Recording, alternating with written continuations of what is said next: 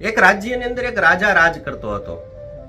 આ રાજાનું રાજ્ય બહુ જ નાનું હતું ને તેની પાસે સૈનિકોની પણ અછત હતી. એટલે તને હંમેશા એવો ડર સતાવેલો રહેતો કે કોઈ આજુબાજુના રાજ્યના રાજા જો અમારા રાજ્ય ઉપર આક્રમણ કરી દેશે તો મારું બધું જ છીનવાઈ જશે. આવો ડર તેને હંમેશા સતાવતો. એક વખત આ રાજા જંગલના રસ્તેથી પસાર થતો હતો. ત્યાં રસ્તામાં એક મોટા વૃક્ષ નીચે એક મહાન સંત બેઠા હોય છે. એટલે આ રાજા મહાન સંત પાસે જાય છે અને તેને બધી વાત કરે છે કે હું એક નાનકડા રાજ્યનો રાજા છું અને મારી પાસે સૈનિકોની પણ અછત છે. મને એવું લાગે છે કે આજુબાજુના રાજ્યના રાજાઓ જો અમારી ઉપર યુદ્ધ કરશે, અમારી ઉપર આક્રમણ કરશે તો મને એવું લાગે છે કે મારી પાસેથી બધું છીનવાઈ જશે, મારો ખરાબ સમય આવી જશે.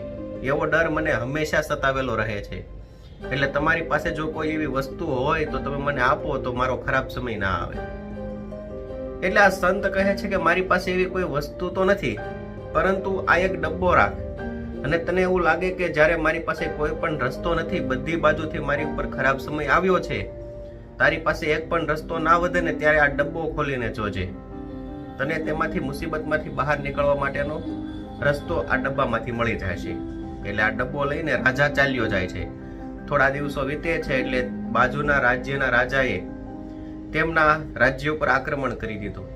એટલે આ રાજાએ પોતાના સૈનિકોને યુદ્ધ લડવા માટે તૈયાર થઈ જવા કહ્યું.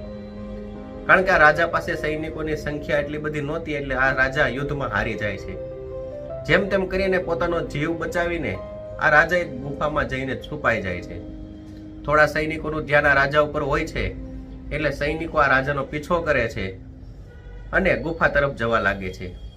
પગનો અવાજ સાંભળે છે એટલે રાજાને ગભરામણ થાય છે અને તેની પાસે હવે કોઈ રસ્તો વધ્યો નથી. પણ થોડો સમય પછી તેને યાદ આવે છે કે મેં ઓલા સંત પાસેથી એક ડબ્બો લીધો હતો અને તેણે કહ્યું હતું કે આ ડબ્બામાં મુસીબતમાંથી બહાર નીકળવા માટેનો રસ્તો છે.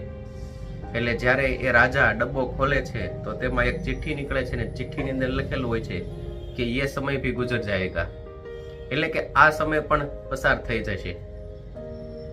પહેલી વખત તો તેને કઈ સમજણ ન પડે, પણ બીજી વખત તેને ફરીથી તે લાઈન વાંચી કે એ સમય ભી ગુજર જાયેગા. એટલે તેને સમજાણું કે આ સમય પણ પસાર થઈ જશે. તેને અંદર થોડી હિંમત આવી અને બહાર જઈને તેને સૈનિકોનો મુકાબલો કર્યો. સૈનિકોને હરાવી દીધા. બાજુની એક સલ્તનત હોય છે ત્યાં જાય છે અને ત્યાં પણ તેને હિંમતથી કાર્ય લીધું એટલે ત્યાંની સલ્તનતનો તે રાજા બની જાય છે. એટલે દોસ્તો, મોરલ ઓફ ધ સ્ટોરી એ છે કે ક્યારેય પણ આપણે મુસીબતમાં ફસાઈ જઈએ તો આપણે નાસીપાસ ના થવું જોઈએ. ગમે તેવી મુસીબત હોય, થોડા દિવસો પછી તેમાંથી બહાર નીકળવાનો રસ્તો આપણને મળી જ રહે છે. આપણને ધંધો ના મળતો હોય, પૈસા કમાવાનો કોઈ રસ્તો ન મળતો હોય, ચારે બાજુથી આપણે હેરાન થઈ ગયા હોઈએ, તે સમયમાં પણ આપણે હંમેશા શાંતિ જ રાખવી.